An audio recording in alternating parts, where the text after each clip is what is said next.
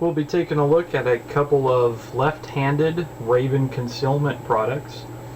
First up is their Phantom holster. This is a Kydex holster. It's two pieces, the outer piece and the inner piece, held together with a series of rivets around the outside edge here. They make it out of a real thin Kydex, so it's really flexible, no thicker than it needs to be. The inner part has this piece here which keeps the slide away from your skin, protects you so you don't get the slide rubbing on you, creating a wear mark, keeps sweat and stuff off of the pistol slide there. With the multiple rivets around the edge, it gives you a lot of different attachment points for the belt loops. These right here are their pancake belt loop attachments. It comes standard with a set of standard belt loops with the holster. These pancake loops are optional. It allows the holster to sit just a little bit closer in, so it reduces kind of printing along the edges if you're really worried about people noticing you're wearing one of these. These would just bolt on the inside part in that same spot. With the multiple mounting locations, you can mount one of these low and adjust the cant of the holster. You can mount them both lower, raise the holster up in your waist, lower it, whatever's comfortable for you.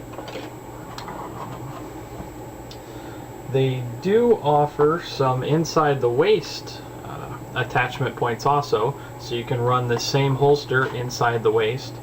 It's just two screws on each side to remove, and you can turn this outside the waist holster into this inside the waist holster here. Pretty much these just go over the belt. They come inside over the outside edge of your belt. This little J hook here goes under your belt to keep the holster from riding up on you. They do offer a little bit of adjustability into them, so if you notice the edge of the holster is digging into you, or the butt of the gun is printing or something, you can kind of tweak it a little bit if you need to clear a belt loop or something like that. You'll notice these are cut out right here. If you see these on their website, there'll be a square piece of Kydex right here.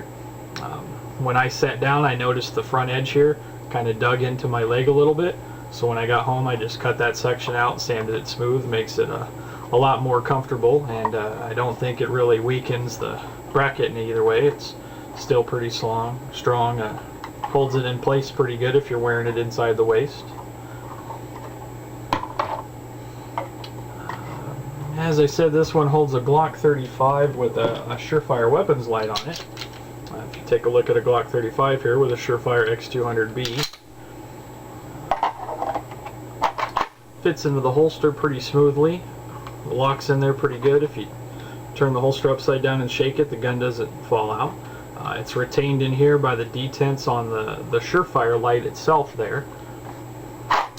If you were to take the weapons light off and stick the 35 in there without it, you'll see it rattles around a little bit because there's nothing to take up this void here. Not really a big deal because the holster is thin. Once you put a belt through there and you tighten it up, it'll kind of hold the pistol in place there. It's kind of handy if you want to use your same holster with the pistol without the light. If you're shooting IDPA somewhere that requires that you not have a weapons mounted light, then you can still use your same holster, your same pistol, your same draw stroke, and you don't have to change out equipment to do that, which is kind of handy. Because the holster is designed to lock onto the light itself, you can put a Glock like 23 sized weapon in there with a Surefire light on it, and it still positively locks in place so it doesn't pull out there. Even if you were to go down to a Glock 27, a little subcompact Glock, without any rails or without having a light on it, it'll still slide into the Raven holster. There's nothing to really hold it in place other than just tension when you tighten your belt up in there. Kind of handy. It gives you that option if you're down to your backup gun and you need to retain it in a holster afterwards, or say you're shooting like a Glock match or something where you're down to your subcompact class, you can still use your same holster. You don't have to take it off and put another one on your belt. You can just switch over and stick your subcompact in there and run it that way if you need to. Up next is their double magazine pouch. This is for the Glock 9 and 40 size magazines. Has a single screw in the middle here that you can tighten or loosen depending on how tight you want the magazines retained in there. Same thing, it's a little bit wider, so they kind of break up the edge of the magazines a little bit so they don't print. Multiple rivets around the outside. 1.5" belt loops on here. You can specify these for whatever your belt width is. I run a Wilderness 1.5" belt, so I've got all these attachments for 1.5".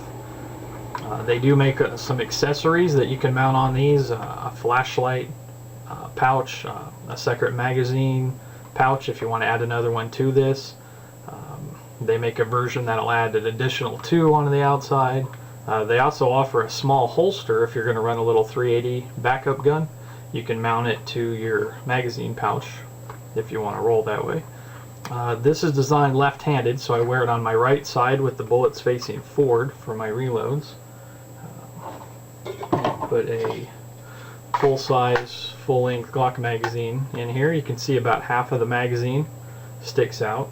If you take a Glock 23 mag, stick it in there, you can see about a 1/2 inch difference right there. Still plenty of the magazine sticking out so that you can grab onto it. You could also carry a Glock 27 magazine in there. Again, it's a 1/2 inch shorter than the Glock 23 one, but it still leaves at least a 1/2, 3/4 inches of material here, so it's easy to grab onto that mag and remove it if you have to do a magazine change.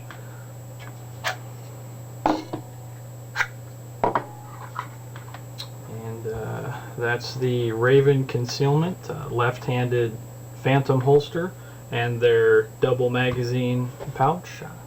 My primary holsters that I wear almost every day.